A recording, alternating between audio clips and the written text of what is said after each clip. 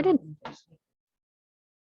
Okay, well, welcome everybody. Good morning or afternoon. Today we have the Aviation Career Spotlight event, and we have two presenters, and they'll be talking about career in aviation. Before we get started with that, we have an evaluation form that you students have to fill out. It is a way for us to record your attendance, and it is a requirement in the state of Oregon for your graduation or to graduate. Over on the right, we have the check-in QR code, and that's to make sure that your counselors know that it's for your counselors, so they know that you guys are in this meeting and not where you're not supposed to be. And then over on the left, we have a great questions document. And so I know you guys get a lot of information during these meetings, so these are just great questions to refer to in case, you guys are kind of stuck on what to ask. Try to be fully present, try to stay off your phone. Don't play games on your phone. And feel free to ask questions in the chat. Again, don't forget to submit your evaluation. Also, if you guys feel comfortable turning on your camera, you will not show up on the recording. So feel free to turn on your camera if you feel comfortable to do so. But besides that, I think you guys are ready to go get started. All right, you can get it started. Thanks, Catherine. Hi guys, how's it going? First of all, can anybody make a sign of life? Anybody can hear us? Sure. It looks like there's probably not many people that can hear us today, but here we go. Do you guys want me to monitor the chat, or is that something that you guys? Yeah, if you monitor the chat, that would be great. Okay. So let us know that somebody has a question. All right, guys. So we're about to start. Yeah, we'll do the presentation. Just move this one.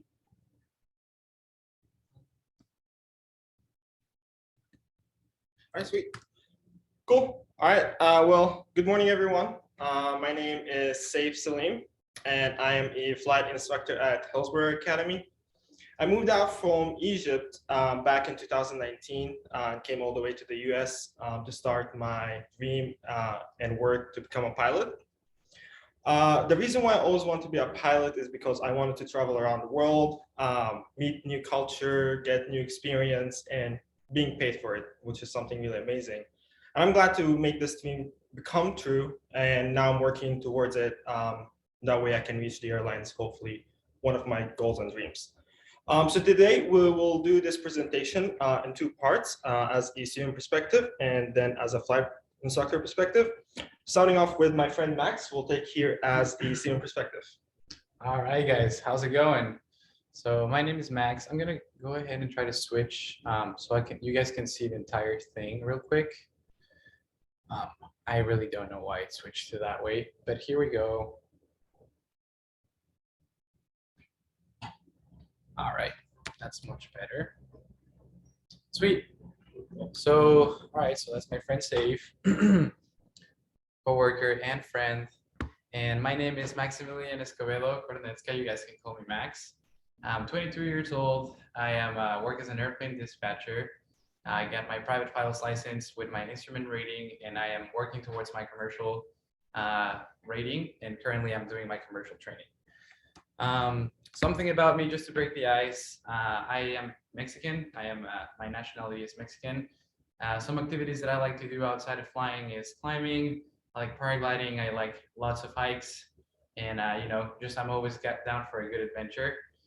That's actually a picture of me paragliding right there. So flying, I would like to start off by revealing a couple quotes that I really like. So the one on the bottom is wrote by Socrates, and it says, "Men must rise above earth to the top of the atmosphere and beyond. From only thus he would fully understand the world in which he lives in." And I related a lot to this quote. It's something very unique whenever you get to see the horizon in front of the cockpit. And you're always used to see the horizon from the passenger side, but just being in the controls and understanding that it's just you in an ocean of air, it's an amazing feeling, and it's something that if I can, I'm willing to share with anybody that I can. Yeah, I totally agree on that. Actually, once you guys go on a flight and go up there, the way you guys see everything, it's amazing. It's beautiful. Flying over mountains, flying over the ocean is just a whole different level, a whole different, it's something amazing. And I honestly don't consider flying to be as a career for me. I consider it to be more as a hobby, because something that I enjoy. And if there's something that you like to do and being paid for it, you're never gonna get bored of it, and you're going to keep doing that. Yeah. Yeah. Yeah. So it's a very unexplainable feeling. It's something that you definitely have to try at least once to be up in the controls. All right. So today, before we keep going, does anybody wants to guess? And I'm gonna go back so you guys can't cheat. Does anybody wants to guess what is this presentation gonna look like? Does anybody has any expectations about it? Any questions before we start, or any suggestions about something that you would like us to talk to you about?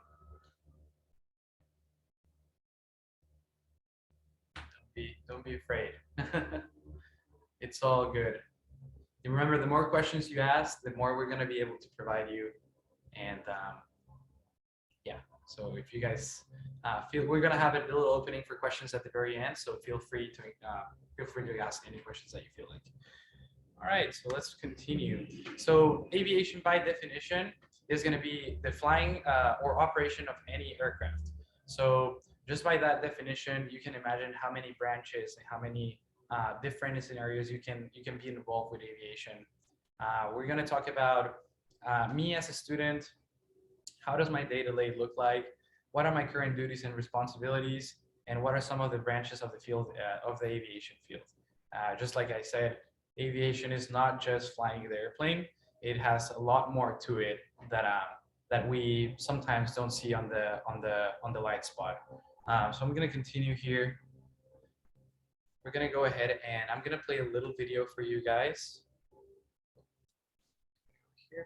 We do have one student who wanted to talk about the path from high school. Can you talk about the path from high school to the airlines? Yeah, absolutely. I'll be happy to explain that. Cool. We're gonna talk about all of that. So maybe at the end or during that part of the presentation, we'll go ahead and touch some of the points that the students want to talk about, or if they have any questions. I personally have a couple of recommendations that I'm going to talk about, and then my friend Saif, he's actually a flight instructor, so he's the guy you want to be talking to. So yeah, definitely, we'll talk about it when the time comes. Okay. Sweet. All right, guys. So this is a little video that I came up with. I hope you guys enjoy it.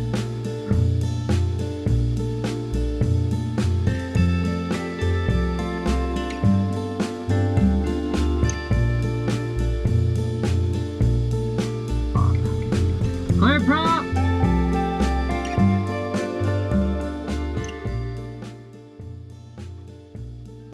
Cessna 86 Mike, and we must taxi via Alpha 9er. Hillsboro Tower, Cessna 6286 Mike, holding share runway 31 left at Alpha 9er. 6286 Mike, Hillsboro Tower, runway 31 left, full length, cleared for takeoff, wind 3203. 31 left, full length, clear for takeoff. Alright, it's clear, lift is clear, pressure is in the green, full power, airspeed is alive, rotate, pitch for 67. Climate checklist, airspeed is 17. Total fluid flaps are up, traffic avoidance verified every 500 feet. And we're climbing to 7,500. We are just chilling here, 7,500. Concerned about the fires. You can see the fires are pretty intense. 35 Mike. Might actually 35 Mike. put this one out for a little bit. 6286 Mike, radar service is terminated, squawk VFR, and change the tower frequency of the crew.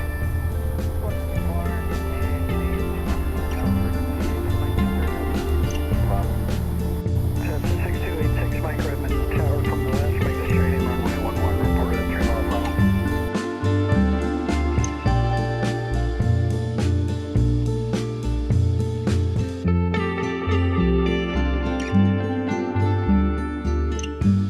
I didn't know that you would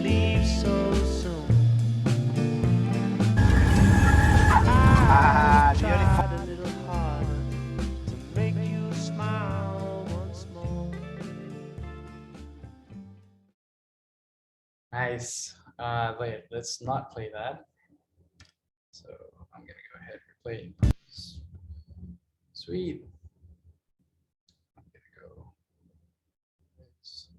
Have to open it again to have it full screen. So what do you guys thought about the video?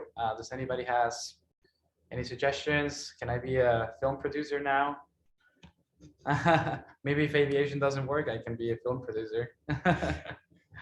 All right, so let's get back to where we were.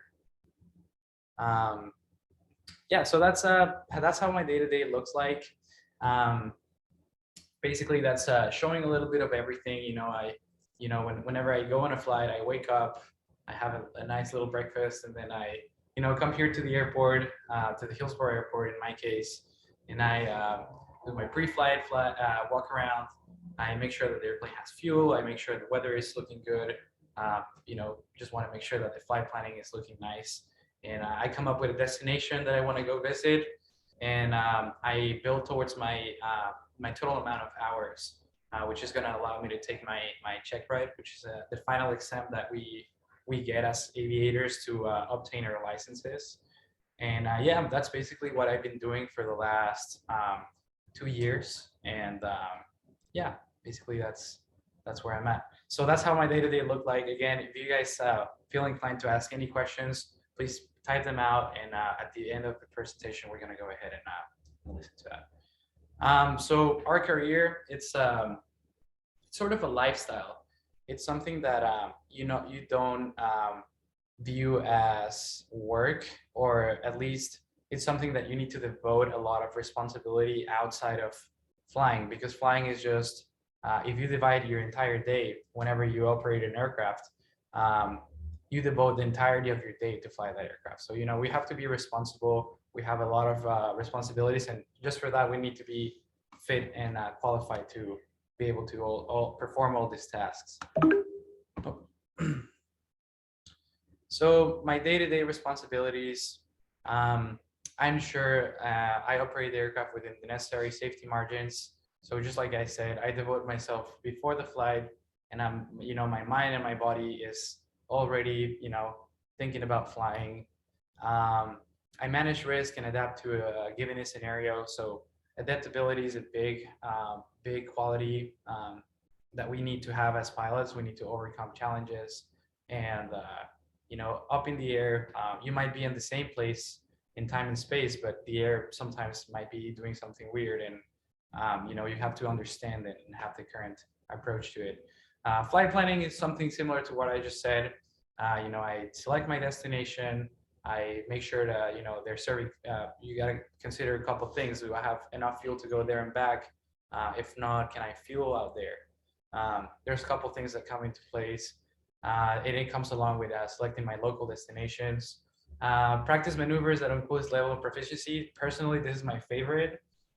I don't know about you, Safe, but going up there and just practicing, having the controls of the aircraft and practicing maneuvers that, entail probably stalling the aircraft in a safety manner, in a safe way, or doing steep turns, or, flying close enough to the ground to do ground reference maneuvers. It's just something that it's a picture that I can't explain enough. And, it's part of my favorite. One of my other favorites, you guys are probably going to think I'm a little nerd, but it's study weather regulations, aerodynamics, and the vast field of information there is about aviation. It's just something that, a good pilot never stops studying. It's something that you have to live with the rest of your life. And it's something that if you enjoy doing, and if you enjoy applying the knowledge that you acquire on the ground, is something that is really rewarding, to just go up in the air and satisfy your instructor, and have him with a big smile ear to ear. And last but not least, have fun. We're doing this because we like it, and the majority of the time is going to be a really, really nice experience. So yeah. Seems like it doesn't want to work again. Yep. And for last, I don't know if you guys remember, I mentioned a little bit about what are going to be some of the fields of aviation that are going to be also part of aviation itself. So I just made a brief sketch right here. Saif is going to talk a lot more into it. But flight operations, so aviation divides to piloting, which is the field that we're talking about today, especially fixed wing, which is airplanes. But then it also divides to flight operations. So there's aeronautical engineering, there's air traffic controller, there's fuel engineer. You know, there's so many branches that that you can participate on the aviation field, that it doesn't necessarily restrict yourself to work on the cockpit. And then, you know, as a pilot, you can be an airline pilot, you can be a skydive pilot, aerial photography pilot, flight instructor, just like Save, aerobatic pilot, test pilot. There's so many branches. And this is, you know, when I first started flying, I really just thought that the only field would be to be on an airline, and that's what a pilot was. But I realized then that being a pilot entails, you know, you have so many industries that require people who can fly. So it's really rewarding to know that there's many fields on which you can apply your skills and your knowledge. So yeah, that's something that I thought it was gonna be necessary. I remember when I was in high school,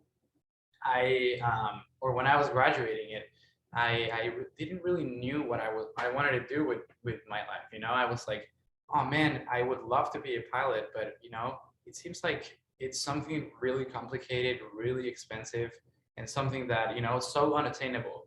Like when I go to a flight and I see the pilots, I'm like, oh man, they're like two genius flying the airplane. But then soon I realized that there's some stuff that everybody can nerdish and practice, and you know, you can use your strengths to fertilize your ability to fly, and your weaknesses, you get to work on them. And you know, that's why you do flight school, so you learn how to fly. And you know, being a pilot or becoming a pilot, it's something that is definitely achievable for the most of us. And you know, we're here to make you realize that being a pilot is something that you can definitely achieve. It's not something that is you know, out of this world. Many people fly, and it's something that is super fun, and I really recommend you doing. So yeah, I'm gonna talk about a couple of the skills that I feel I require, or that I practice while flying. So the first one is gonna be discipline. So I know it sounds boring, but it really pays off when you're able to wake up at 5 a.m. and be here at the airport, ready to go to see the sunrise. Let me tell you something about the sunrise. It's better than the sunset. Collaboration, team player. So here in the aviation field, we have, you know, it's not just you flying the airplane. It's going to be you collaborating with a lot of traffic, collaborating with air traffic control, flight service station. So you're really working as a team player here. Sometimes we call it instrument conditions. Whenever you go into a cloud, you know, you're basically blind. So you got to really trust your instruments, and you got to really trust and collaborate with ATC to get you out of situations. Self-awareness. So self-awareness is a really good one. It prevents you from doing stuff that you don't feel capable of doing. It's like a really valuable lesson to learn, and aviation teaches you that as well. Resilience, communication. So resilience and communication are a big player in aviation, and it works with it goes with collaboration and team effort. So communication is really important. You have to be able to express what is your situation. You know, the only way of communicating, you don't have face-to-face interaction with ATC. You probably do with your flight crew, but you always want to be, you know, nice and clear with your words. Situational awareness, you know, it's like determining right now in your room, try to point where's north.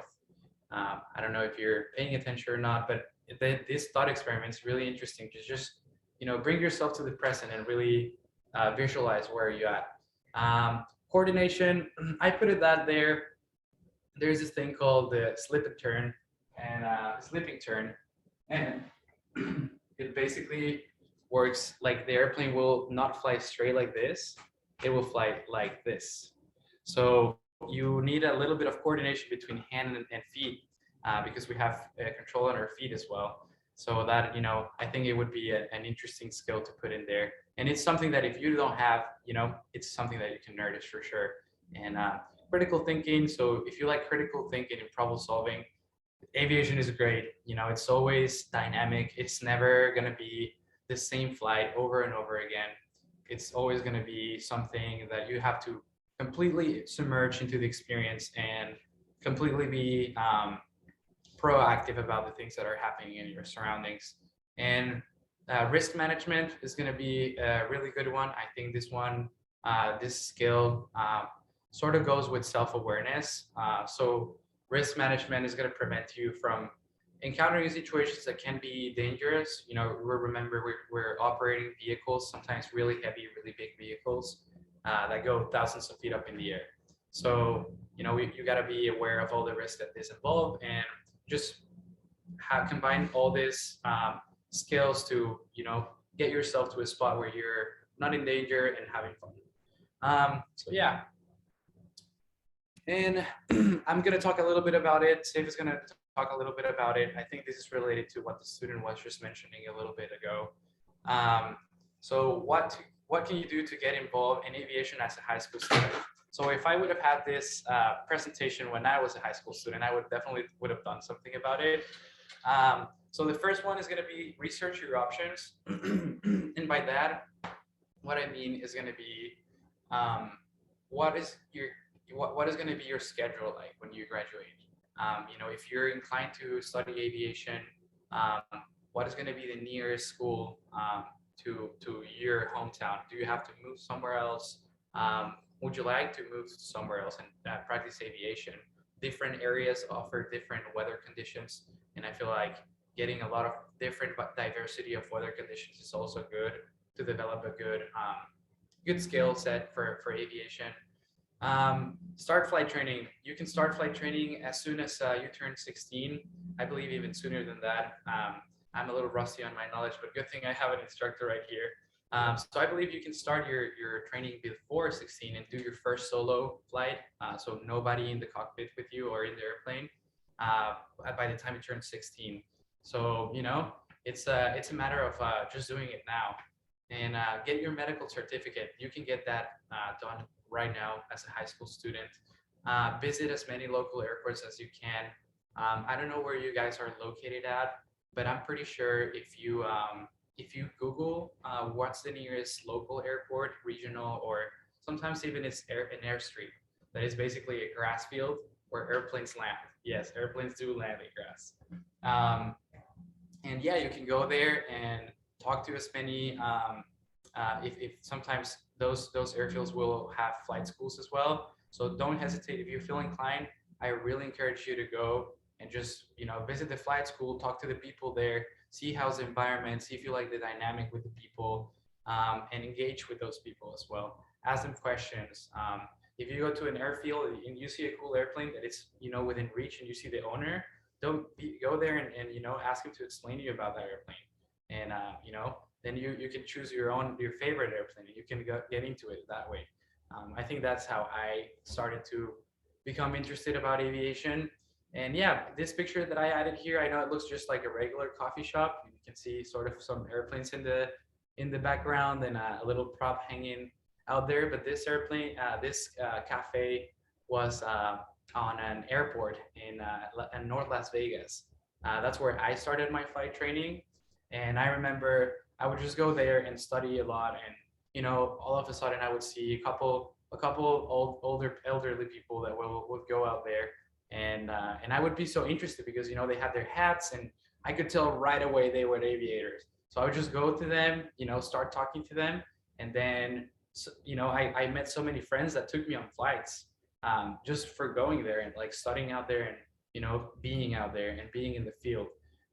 So yeah, this brings a lot of warmth to my heart just to see the cafe where I used to go and study. So yeah. Yeah, it's definitely one thing, just like Max mentioned, is that once you guys trying to figure out how to flight training, right? There's a lot of flight schools out there, right? So try to visit your local airports. So let's say if you guys live near Hillsboro, feel free to come over to Hillsboro Academy, and you guys can ask for a tour and they can give you a tour. And that's what I did back in 2018 before I started flight training. I came all the way to Oregon just to take a look, a tour around the school. And I asked for a lot of information, like the cost, the operations, and all of these stuff. And they help you out to figure what best option for you.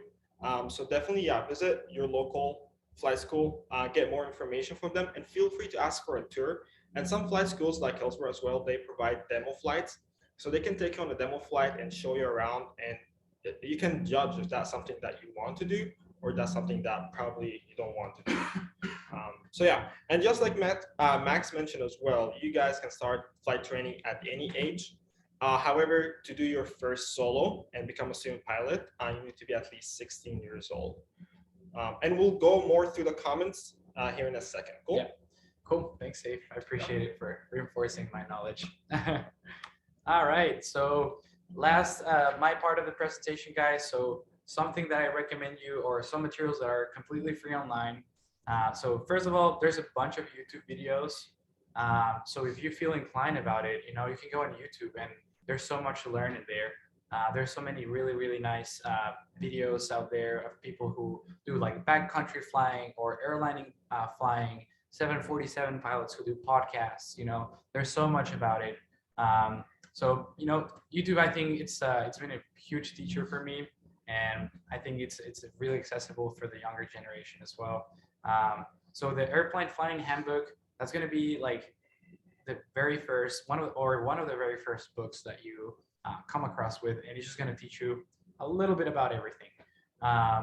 Then the pilot handbook at aeronautical knowledge, same. It's a really good book. It talks about weather. It talks about ATC. It talks about aerodynamics.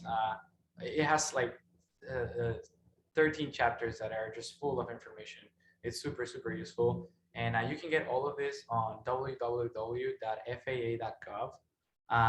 As well, if any of you feel inclined, I'll leave my email in the description, or I'll provide it to your teachers. So if you guys feel inclined, I'm willing to, you know, send you a personal email with a couple links of good study material that you can start looking at. So yeah, I think it's going to be about it for my part. I'm going to allow my partner Safe to start talking about his end of the presentation. I hope you guys enjoyed.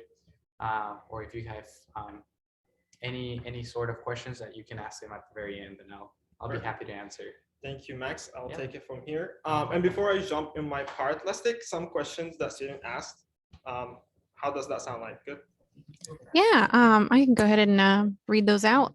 So one question, do you own an airplane, or does the school provide one, or can you rent one? You can rent one from the school. You can own your own airplane. You have all options available. You can buy an airplane. You can rent it. But if you want to do a flight training, typically the school is the one that provides the airplanes, and you just pay for the rental fee and the instruction fee. That's all. And I know it might sound like the question, or at least what I get from the question is like, some of I relate to that. It's like, oh, is this really expensive? But you know, if you compare it to a master's degree, it's going to be, you know, something really similar to like that amount. So, you know, it's totally attainable. It's something that, you know, you can get a student loan to get into it. You can do many things to get into it. You don't necessarily need to own a plane. And, you know, flight schools, if you look into it, they charge per hour. So there's an hourly rate that you get for to rent. Usually you'll learn in a Cessna, most likely. So yeah, I hope that answers your question. I hope that someday I can own an aircraft. I would really like to, but a little bit expensive. Yeah, not so far, not really. Yeah, but hopefully in the future we will. And I see a couple extra questions. Yep. So willing to take more questions? We can go ahead and take more questions. Okay, so this one's kind of broad, but how do you get to the point of flying casually? Like, how do you... So if you want to fly casually and not for a career, you can get just your private pilot license. And with your private pilot license, you can like fly casually. You can even buy your own jet. If you have the money for that, you can buy your own jet you can buy any airplane as long as you can have the money for it. And you can fly casually, or let's say you have a limited amount of money, you can buy one of the small airplanes like the Cessna 152 or 172, for example, and they typically cost around 20,000 and 30,000, somewhere around there. It's like a car. It's like a cool car. But yeah, if you definitely want to fly casually, you're getting your private pilot license is the only thing that you need. And also you can join clubs as well. So you can actually buy there's clubs that have a line of aircraft. So they'll have like a Cessna, a Seminole or a Mooney, and you get like a timeshare of it. So you would pay an X amount per month. You and maybe a group of other 10 people that use the airplane or are part of the club. And then that's a really or one of the cheapest ways that you can get your hands on an aircraft and take your family or friends on a flight, like go for dinner in Seattle and come right back, or go camp somewhere else and come right back as well. Yeah. So that's another option that you could afford, flying casually as well. Yeah, I remember one time there's that one restaurant that I wanted to try in Seattle. And I was like, oh man, I don't want to drive all the way there to Really Seattle. fancy. Really So I was like, fancy. all right, I'm gonna take an airplane, rent an airplane, go there. It's probably gonna take me 30 minutes to reach there instead of driving for 3 hours, and just try that restaurant and come back. It was like having dinner in Seattle. And then one of my friends texted me, was like, hey, where are you at? I was like, oh, I'm having dinner in Seattle. We'll be back soon. That's awesome. Yeah. That's great. That's a good story. Yeah, I think there might be, we could take probably one more question. We and can take all continue. the questions before we continue. Okay. Okay. So one more. Is getting your medical certification an easy task? And what is the process after getting deferred? So getting a medical certificate is actually really easy. If you guys planning on doing like not just a career or flying casually, getting a medical certificate here in the United States is pretty easy. And you go on medical certificate, it probably takes you 30 minutes or even less. Sometimes when you go renew it, it probably takes you only 10 minutes. So it's a quick process, it's not hard. And if you get, for example, you couldn't get it because there's any like medical issues, you can go back to your doctor, and from there, the doctor will work on the issue that you have, and then you can come back and get a medical again. I know some people that they have like high blood pressure and conditions like that, and they still end up being a pilot, but they just have to follow like their doctor's prescriptions and all these things. Yep, I hope that answers that question. Yeah, I think so. There's two more, but if we can push those towards the end. We're back. I think that's going to be. All right, yeah, that's okay. Okay. Let me take this out of here. All right. And This one. your controls. Cool. All right, so before we get started, I want to ask you guys a question. What do you guys think flight instructors do? Like what exactly do they do? You guys, any guesses? Probably not over voice. One person says teach people how to fly. Yes, that's correct. So as a flight instructor, there's a lot of responsibilities. Teach people they need to know before they. You're correct as well. Yes. So as a flight instructor, there's a lot of responsibilities, and the reason why flight instructors are here is because they teach new generation of pilots, and without flight instructors, there's no new pilots, right? So they play really big, important part in aviation, and without them, there's no any new generation of pilot. The other thing, just like you guys said, yes, they teach students their ground knowledge, and they teach them also flying, how to fly an airplane. And they also ensure safety at all times and brief with their students about exactly what they're going to do and maintain safety the entire time. Other things as a flight instructor responsibilities is emphasizing the positive. Now, one of the things as a flight instructor is if we see our student do something good, we typically want to emphasize that as a positive thing, right? Because people tend to remember positive things, good things. So you want to emphasize it. That way, when there's a second flight and you guys fly again, that student will remember that moment and will be able to perform the maneuver in the same standards they did it before.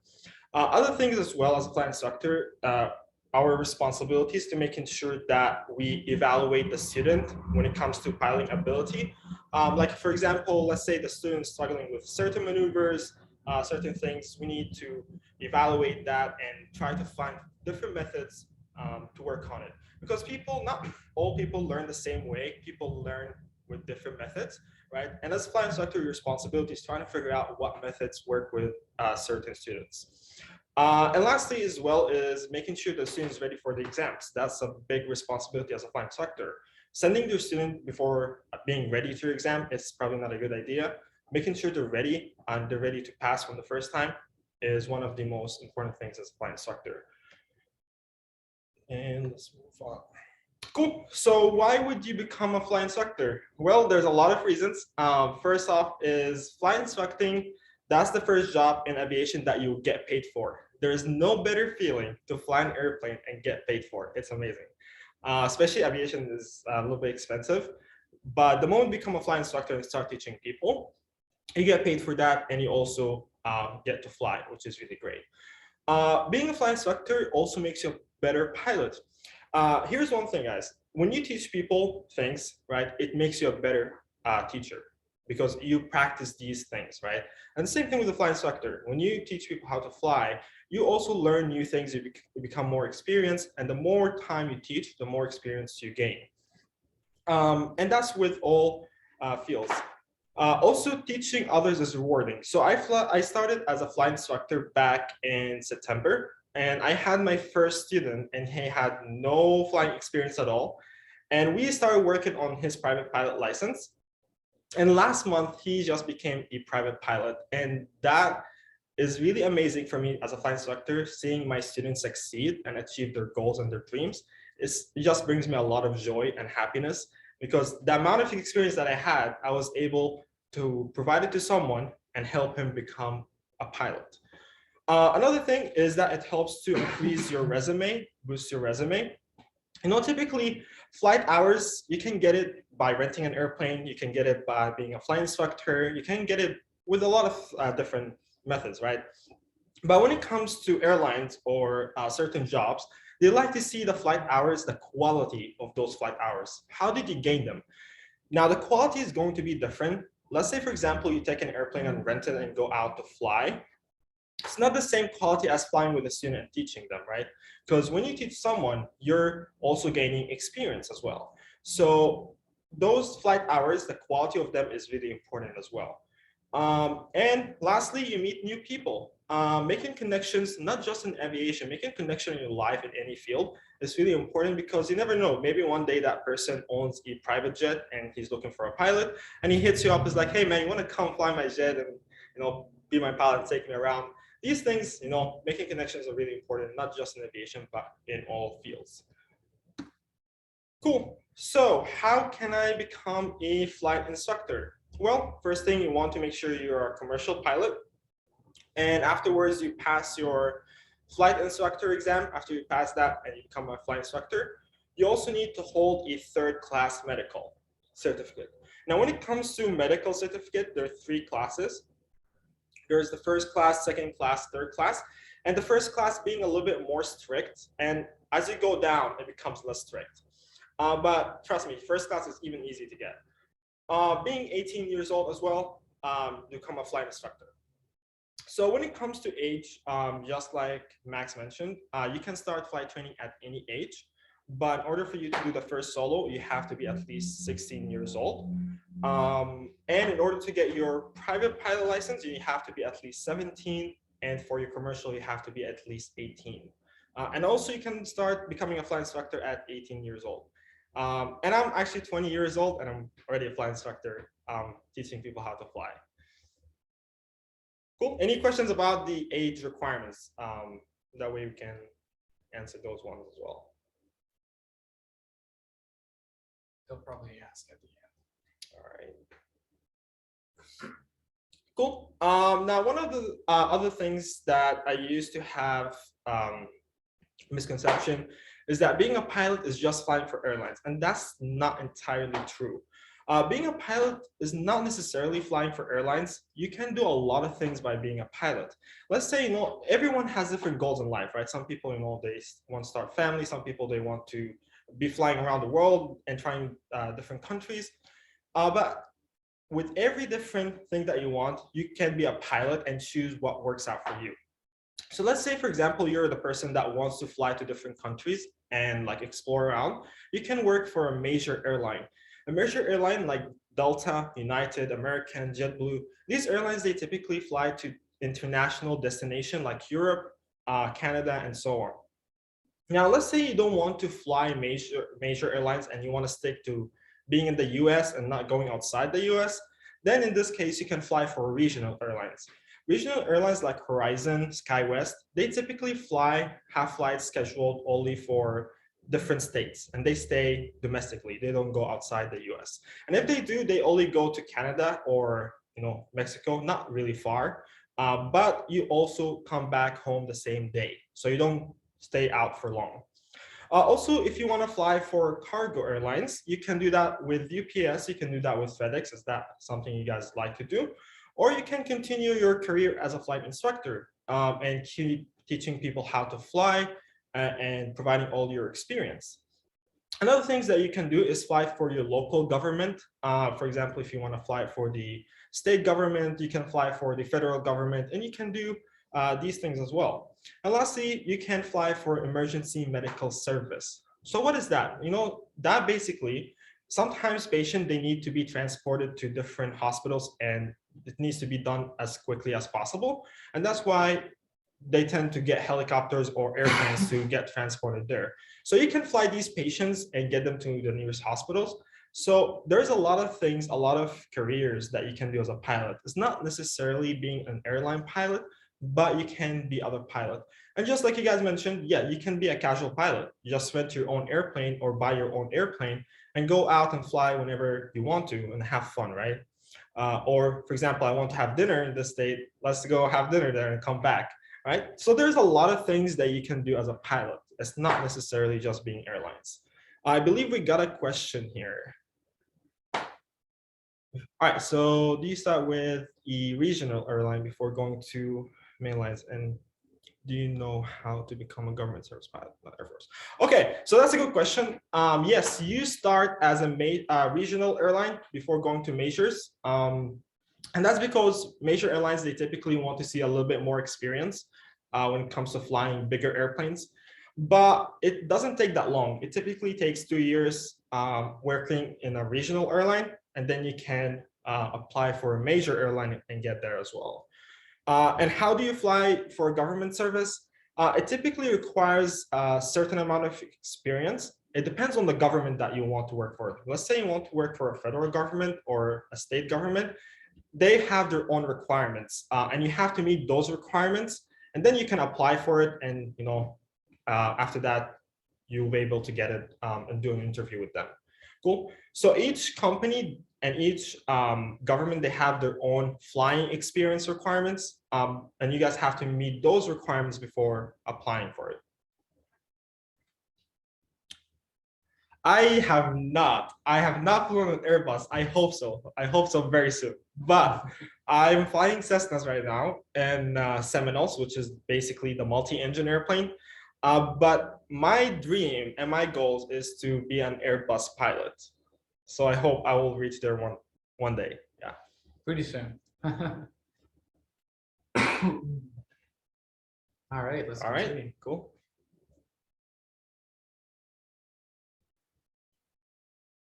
All right, so one of the most important questions when it comes to choosing a field, how does that field looking like in the future? You typically want to make sure that after I graduate or finish my training to get a job, right? That's one of the most important things. Now, the future of aviation is actually growing fast and is continuing to grow fast as well. Because nowadays, people, they fly more than the past, right? People, they fly, they want to go meet family, visit a business meeting, all of these things. So there's a lot of people flying nowadays, and the demand for pilots have increased more and more and more and more. And there was actually a research that was done that said that the demand for airline pilots will increase by average of 4.3% per annum over the next 20 years. So that's a really huge increase when it comes to aviation.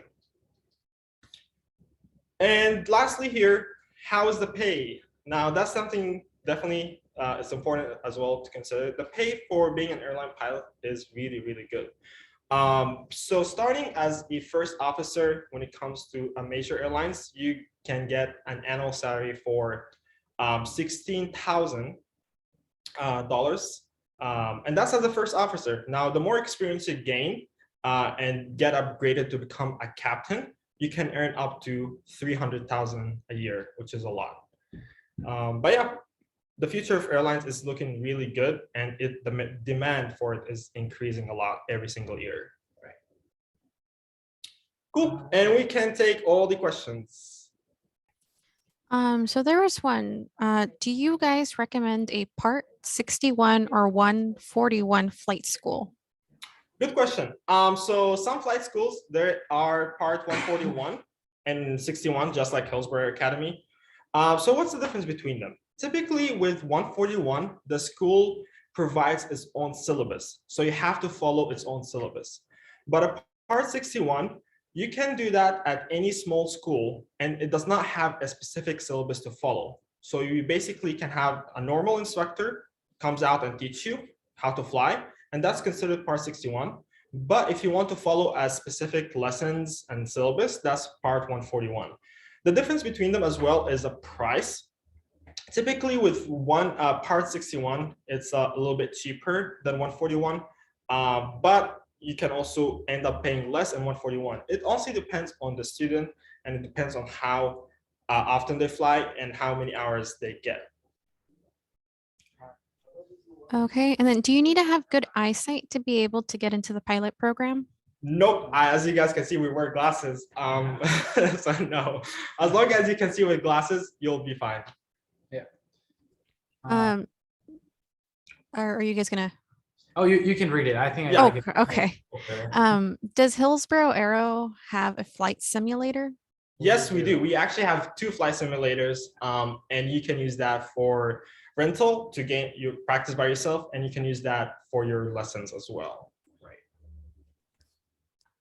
Do you guys recommend the United Aviate program?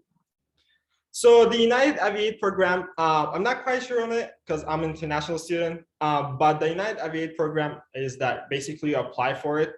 And if you get accepted, you typically do an interview with the United Airlines or their partners. And after you finish your training and getting flight hours, you can go there and work for them without doing another interview. Right. And if you're interested into trying to start your training, they will offer you a reward to be sort of their cadet to get all the training done.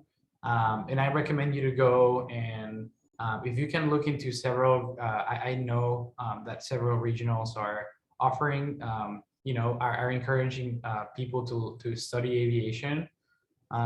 So I would go ahead and, look up what are the regional airlines that are offering, a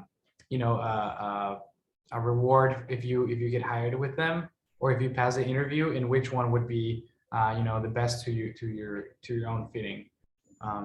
So yeah. And yeah, just like Max mentioned, most regional airlines, they provide sign-up bonus, and that sign-up bonus can go up to $20,000. And you can use that money towards your training, or you can use it, towards anything you want. Does Hillsboro Aero also offer helicopter pilot licenses? Yes, we, as Hillsboro Academy, they train helicopters and they train airplanes, but they're located in different places. So for the airplane, they are located in Hillsboro. For the helicopter, they are located in Troutdale. And so the middle school wants to know, do you have to use all the buttons in the airplane when you're flying? So with the small airplanes, there's not really a lot of buttons. It's actually really simple to fly it. It's more like just having that yoke and moving it up and down, and the power and the fuel mixture. But we don't have a lot of buttons. You'll see that more in advanced, bigger airplanes, because they have a lot of electric system that they have to deal with. Right. And yeah, I mean, whenever you're operating an aircraft, so the aircraft has several systems that work in conjunction to have this machine, this piece of metal that goes up in the air and carries, 300 people up in the air. So there's, an oxygen system, there's going to be an altimeter, there's going to be a pressurization system, there's an engine fuel system, hydraulics. So there's all the systems that work in conjunction, and all these buttons that you see, they're going to be devoted to certain systems, and they're gonna interact with those systems in a certain way. So I don't know if you remember the part of the presentation when I said that we, studying is a big part of aviation. So that's when you geek out. So you study in the ground. So whenever you go up in the air, you know exactly what each button will do in case you need to actually engage with it. Yeah. So. And what is your guys' favorite plane? For me, I would say it's the Seminole, the multi-engine airplane, and that's because it's really fast and it's a lot of power. It has a lot of power in it. So I would say it's my favorite. Yeah, and for me, you guys are seeing it in the presentation. It's the SR-71. It's the fastest airplane ever created. And a fun fact about that airplane is that it was built entirely from titanium. So the U.S. The only way to get titanium was from the mines in Russia. So they had to order all of that titanium, saying they were going to build toys. And at the end, they came up with this airplane. And the funny thing is that they bought the titanium from Russia to spy on Russia. So it's kind of funny. And also at the end of the day, Russia came up with this policy where the SR-71 or any tripulated aircraft couldn't fly above any sort of airspace above the Russian territory. So they had to create a drone that would attach to this airplane. And it was such a technology. It was created in the 70s. So the drone would go above the Russian airspace, would take a couple pictures, it would float out of the airspace, and then it would explode. A D3 then would come and rescue the load on the air. So it was like the entire operation of that. And I think it's fascinating. We came up with this incredible piece of machinery, and then we weren't allowed to use it to its maximum purpose. It was just created to carry a drone that then would just self-explode. So I think it's pretty interesting. But yeah, this is my favorite airplane. And do you guys think the SkyWest Cadet program is a good option after college? And do you enter the regionals/airlines after or during college? So with the program, SkyWest program, it's a good program. It also depends on where you want to be located. If you plan to work for SkyWest, you probably want to look at their bases, which they can be located, I think Texas, I might be wrong on that, but you can look that up. For Horizon, they are mainly in the Pacific Northwest, if you want to stay in the Pacific Northwest. So they have a lot of bases in the Oregon, Washington, and so on. And when it comes to college, you can do part-time college while still working for airlines. Again, some major airlines, they require a bachelor's degree, but now because there's a lot of demand for pilots, most major airlines have been taking that requirement out. And you only need flight hours instead of a bachelor's degree. Yeah, I think I don't have anything to add up to that. I think it was pretty good answer. So yeah, basically the location, I think it's a good way to go based on where you want to be and some of the values of the airline as well. Different airlines have different values. So make sure that you go on the website, maybe call some of the recruiting agents, and if you feel inclined, make sure to ask as many questions as you can. Yeah, so I think that should be a good. Okay. And then someone asked, and this is for my team, if there's going to be other aviation careers events. And we have 2 coming up in March, and you can find those on our website to register for. And that's for learning about being a pilot and also learning about being an aviation mechanic. And then why did you choose to become an airplane pilot? Why not a helicopter pilot? That's for you guys. Starting with me, because mostly with airplanes, you get to travel around the world more than a helicopter.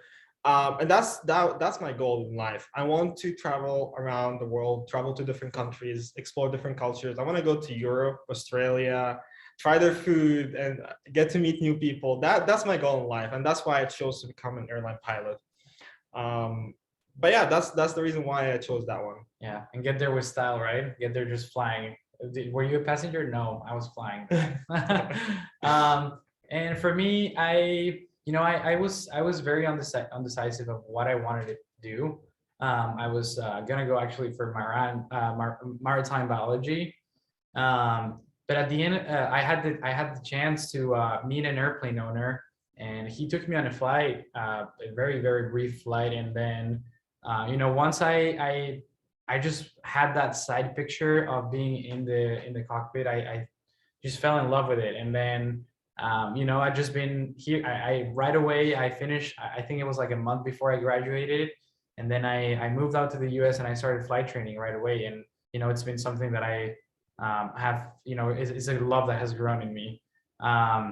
And over airplanes over helicopters, I think the application or the versatility of an airplane is going to be higher than the versatility of a helicopter, just because there's less helicopter pilots out there. And realistically, I would love to just have the possibility to just buy an airplane and fly for myself. But I know that I wouldn't mind doing this as a job. I'm like currently paying to do it, so why not get paid to do it?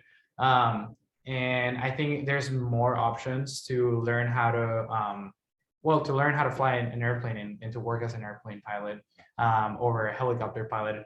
You can also get your if you are inclined to do helicopter piloting, you can also get your private license. I have flown a helicopter here in HAA. And it was the best time ever. I got it out of the way. I tried it out. Hopefully, whenever I have more time available, I'll pursue getting my private pilot license for the rotor wing. And yeah, I think that's about it. Airplane versus helicopter on my perspective. Okay, and I think there's one more question. Is it recommended to have an aviation college degree to be an airline pilot? Honestly, with nowadays, it's not a mandatory thing to have it because airlines are demand and they're looking for a lot of pilots. But is it recommended? I would say definitely yes, it's recommended. The more experience you have, right, the more degrees you have, it helps. It helps boost your resume, and it helps you as well gain more knowledge in your career. But as I mentioned, it's not a mandatory thing to have. Because there is more people flying now, and the demand for pilots have actually increased more and more and more. And they reach a point like they would hire pilots and give them sign-on bonus because they need pilots a lot. Okay, well, I think that was all the questions, and we're reaching our 1 hour limit. And I just wanted to say thank you for joining us today. We got a lot of great information. Yeah, Oh, of no course. problem, guys. My And pleasure. yeah, if you guys feel inclined to ask any questions, I will try to reach out to one of your teachers, and you can reach out to her. I can send you a couple emails or one email containing all the information that I previously discussed about all of those the study materials that you can download for free right now. And because if you're interested, you can really start learning about it by yourself, even before you touch an airplane. So yeah, thank you guys for sharing the time with us. Me and Steve Of course. been working on this. We're really excited to share it with you guys, and yeah, hopefully we'll And see you also, out here. yeah, also guys, feel free to come take a tour around Hillsboro Academy. If you guys live nearby, also feel free to ask for a demo flight. That way you guys can see how it looks like, and if that's something that you guys want to pursue. Something. Yeah. Bye, guys.